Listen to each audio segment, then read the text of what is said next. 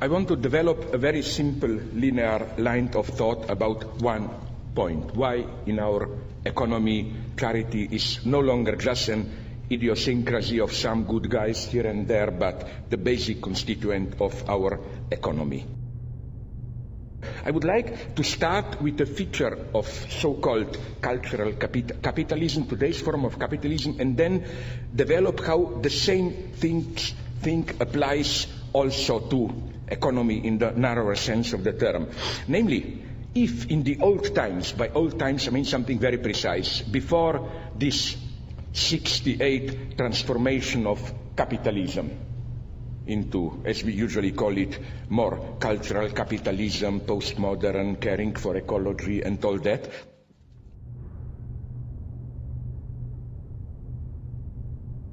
What changed? What changed is that if before this time there was a simple, more or less simple, opposition between here it's consummation, you buy, you speculate and so on, then on the top of it, it comes what you do for a society, like Soros. He's still the old type here, I claim. In the morning, he grabs the money, if I simplify it. In the afternoon, he gives half of the money back to charities and supporting things and so on.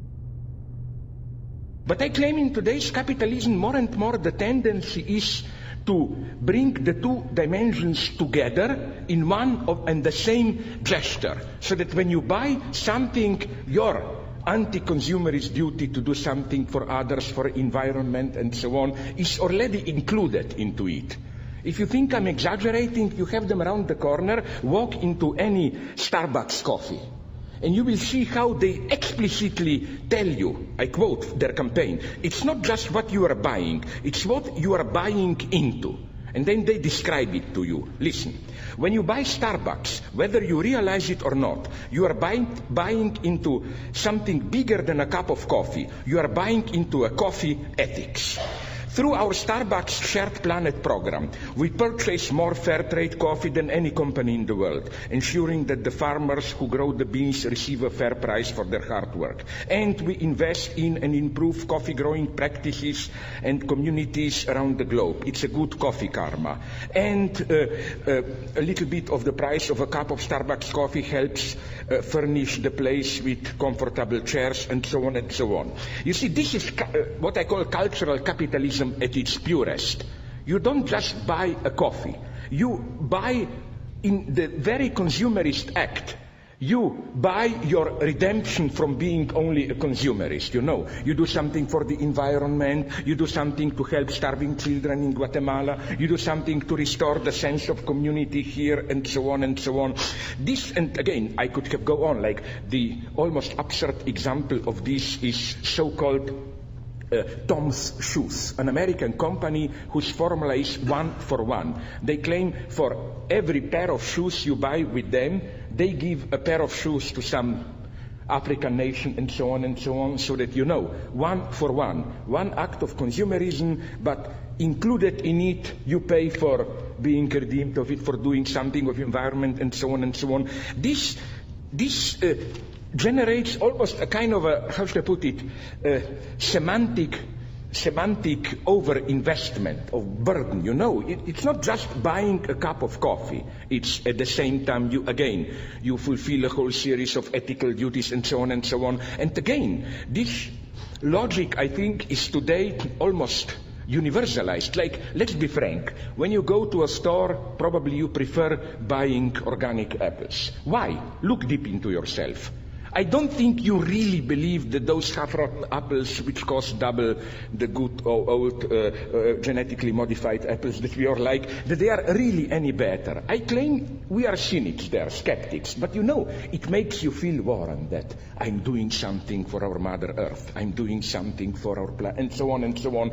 You get all that. So my point is that this very interesting short circuit where the very, as it were, act of egotist consumption and so on already includes the price for its opposite. Based against all of this, I think that we should return to good old Oscar Wilde, who still provided the best formulation against this logic of charity, let me just quote a couple of lines from the beginning of his The Soul of Modern Man Under Socialism, where he points out that, a quote, "It is much more easy to have sympathy with suffering than it is to have sympathy with thought. People find themselves surrounded by hideous poverty, by hideous ugliness, by hideous starvation. It is inevitable that they should be strongly moved by all this. Accordingly, with admirable, though misdirected intentions, they very seriously and very sentimentally set themselves to the task of remedying the evils that they see. But their remedies do not cure the disease, they merely prolong it. Indeed, their remedies are part of the disease. They try to solve the problem of poverty, for instance, by keeping the poor alive, or in the case of a very advanced school, by amusing the poor. But this is not a solution, it is an aggravation of the difficulty. The proper aim is to try and reconstruct society on such a basis that poverty will be impossible, and the altruistic virtues have really prevented the carrying out of this aim. The worst slave owners were those who were kind to their slaves, and so prevented the horror of the system being realized by those who suffered from it, and understood by those who contemplated it. Charity degrades and demoralizes. It is immoral to use private property in order to alleviate the horrible evils that result from the institution of private property." I think these lines are more actual than ever. Nice as it sounds, basic income or this kind of a trade with the rich is not a solution. There is for me another, because of the whole series of problems, I see here another problem, again, which is, this is for me the last desperate attempt to make capitalism work for socialism. Let's not discard the evil. Let's make the evil itself work for the good. You remember, you are not old enough, I am, how we were crazy 30, 40 years ago, we were dreaming about socialism with a human face. You know, like it is as if today the utmost radical horizon of our imagination is global capitalism with a human face. We have the basic rules of the game, we make it a little bit more human, more tolerant, with a little bit more welfare, and so on and so on.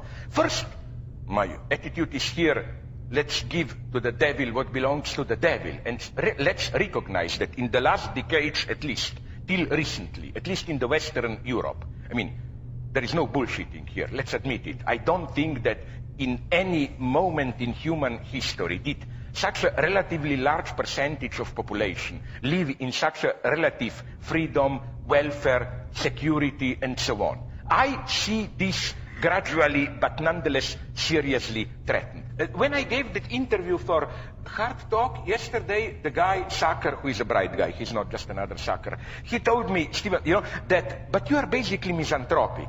I told him, yes, and they praised the British nation. You know very well that there is a certain type of misanthropy, which is much better as a social attitude than this cheap charitable optimism and so on. I think that a mixture of a slight, not the hardline apocalypticism, but let me call it like, you know, like we say, soft. No, Gianni Vattimo speaks about soft thought. I don't agree with him, but I would say soft apocalypticism. Like, it's not 2012, we know, but we are approaching a certain 0 point. Things are, unfortunately, you may disagree, ecologically, socially, with new apartheids and so on. We are approaching a certain point, biogenetics and so on, where I'm not saying, of course, I'm not an idiot, that it will be returned to the old Leninist party. Absolutely not. Again, I'm unequivocal here. 20th century communist experience was a mega ethical, political, economic, and so on catastrophe. I'm just saying that if all the cherished values of liberalism, I love them, but the only way to save them is to do something more. You know what I'm saying? I'm not against charity, my God. In an abstract sense, of course, it's better than nothing. Just let's be aware that there is an element of hypocrisy there. That in a way, you know, like my argument, and I don't doubt people who met him told me that Soros is an honest guy. But there is a paradox how, you know, he is repairing with the right hand what he ruined with the left hand, how should I put it, no? That's all I'm saying. For example, of course we should help the children. It's horrible to see a child whose life is ruined because of an operation which costs $20. But in the long term, you know, as Oscar Wilde would have said, if you just operate the child, then they will live a little bit better, but in the same situation which produced them.